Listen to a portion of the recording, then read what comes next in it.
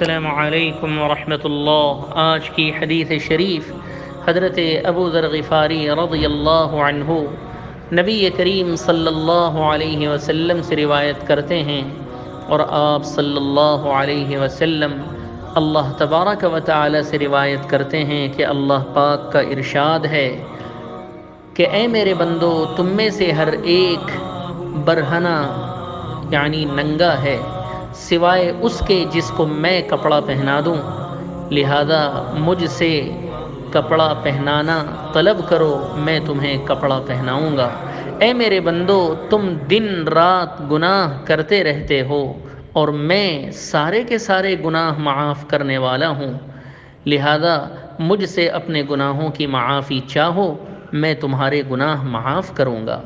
اس حدیث شریف کو حضرت امام مسلم نے روایت کیا۔ والسلام علیکم۔